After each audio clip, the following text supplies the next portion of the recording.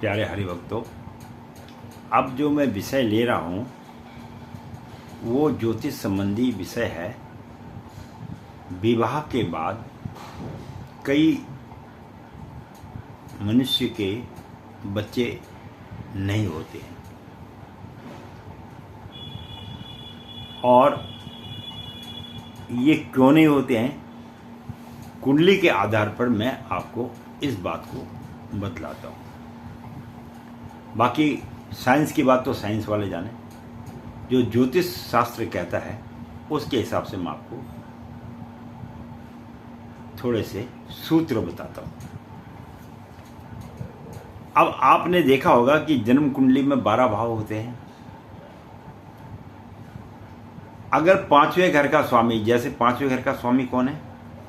सूर्य है।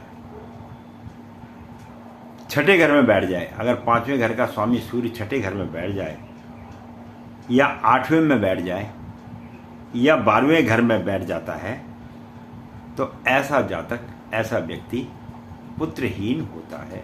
नंबर 1 सूत्र। नंबर 2 सूत्र क्या लागू होता है इसमें? 5वें घर का स्वामी, ये दूसरे कुंडी के बता रहा हूं, 5वें घर का स्वामी किसी स्थान पर अस्त होकर 5 सूर्य के साथ बैठा हो तो जातक पुत्रहीन होता है। फिर सुन लीजिएगा, 5वें घर का स्वामी किसी स्थान पर, यानी 5वें घर का स्वामी कौन हुआ? सूर्य है। किसी स्थान पर सूर्य के साथ बैठ जाता है, क्योंकि सूर्य के साथ कोई ग्रह बैठता है तो वो ग्रह अस्त हो जाता है। क्यों अस्त क्यों होता है? क्योंकि सूर्य का रोशनी इतनी ज़्यादा होती है वो दूसरे ग्रह को अपने सामने अस्त कर देता है। तो ऐसा व्यक्ति भी पुत्रहीन होता है। 3 सूत्र है, जन्म कुंडली के 5वें घर में सूर्य, मंगल, राहु और शनि, इनमें से कोई भी 1, 2, 3 या 4 ग्रहों में स्थिति हो, इन चारों में कोई स्थिति बनती हो तो ऐसा व्यक्ति भी पुत्रहीन होता है। बहुत सुंदर सूत्र बता रहा हूँ आपको। ये सूत्र आपको बड़े दुर्लभ तरीके से प्राप्त होंगे। ज्योतिष के जो बच्चे जानने वाले या ज्योतिष में जो सीखने वाले, उनके लिए ये बहुत महत्वपूर्ण सूत्र है।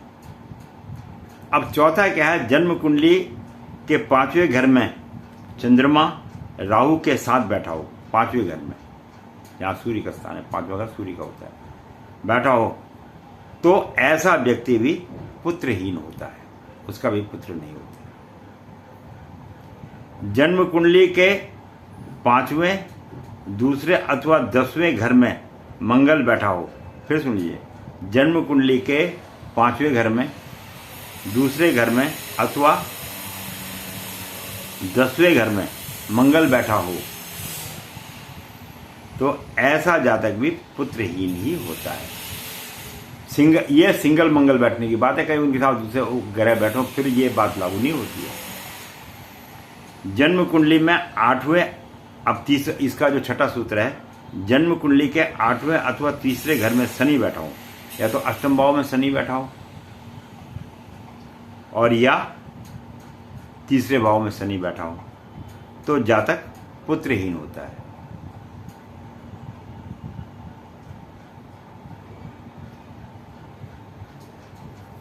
अब 7वां सूत्र क्या है? जन्म कुंडली के 5वें घर में अकेला चंद्रमा हो, 5वें भाव में अगर अकेला चंद्रमा बैठ जाता है परंतु वह वृद्ध या मृत अवस्था में होता है तो भी जातक पुत्रहीन होता है। और 5वें घर का स्वामी स्त्री ग्रह हो, 5वें घर में अगर कोई बैठ जाए वो स्त्री ग्रह हो, वह पहले, चौथे, 7वें अथवा 10वें घर में चंद्रमा हो या बुध हो या शनि हो अथवा राहु के साथ बैठा हो तो इस प्रकार जिस व्यक्ति की कुंडली में योग बनता है वह भी पुत्रहीन व्यक्ति होता है।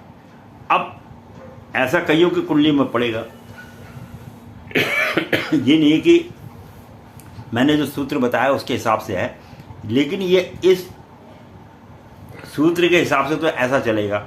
लेकिन अब इसमें क्या है कि इसमें जिस कन्या के साथ उसका विवाह हो रहा है, इसीलिए कुंडली मिलान होता है कि उसकी कुंडली के मिलान के हिसाब से क्या ये बात सटीक बैठती है। ये भी एक है। आपने केवल इतना ही देख लिया, बोल दिया जी ऐसा ऐसा है, पुत्रहीन नहीं है, पुत्र आपका पुत्र नहीं होगा, तो वो तो पंडित को मारने के लिए चला जाएगा। बोला भैया मेरे तो 4 बेटे हैं। लेकिन अब इसके साथ में जब इस चीज का विचार किया जाता है ज्योतिष में, तो साथ में उसकी स्त्री की कुंडली भी देखी जाती है। तभी तो कहते हैं कि संतान की उत्पत्ति जब आदमी की होती है तो केवल पुरुष के भाग्य से ही स्त्री को पुत्र की प्राप्ति नहीं होती, केवल स्त्री के भाग्य से ही आदमी को पुत्र की प्राप्ति नहीं होती है। इसलिए दोनों के कुंडली का विवेचन करने के बाद तब यह निर्णय लिया जाता है। अब क्या है, कई लोग ज्योतिष के विषय में इतना ज्ञान रखते नहीं है। उन्होंने देखा, सूत्र देखा और सूत्र के साथ बोला जी आपकी तो संतान को पता लगा उसके तो 4 बच्चे हैं। तो ऐसे कुंडली का मियाँ बीवी का दोनों का विचार करने के बाद ही पता लग पाता है। कई बार कुंडली में ऐसे योग भी होता है कि किसी मनुष्य के जीवन में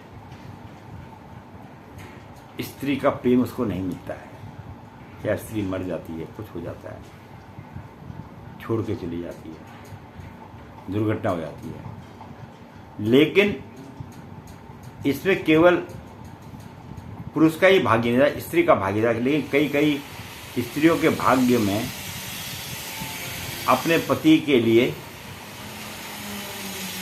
अच्छा योग भी बना होता है, और जो ये अच्छा योग बना होता है उसके हिसाब से कई बार उसके पति की आयु दीर्घ आयु और लंबी होती है। तो ये एक बड़ा गहन विषय है, ये मैंने अपनी तरफ से आपको बता दिया है ये ऐसा होता है करके।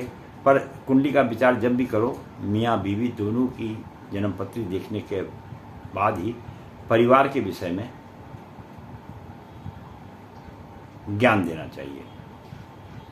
अकेले व्यक्ति की कुंडली से संपूर्ण ज्ञान की प्राप्ति नहीं होती है। मैं पंडित गिरीश तिवारी अपनी वाणी को यहीं पर विश्राम दूंगा। आशा करता हूँ आपको फिर किसी ज्योतिष संबंधी नए सूत्र के बारे में आपके साथ चर्चा करेंगे। वीडियो देखने के लिए बहुत बहुत धन्यवाद।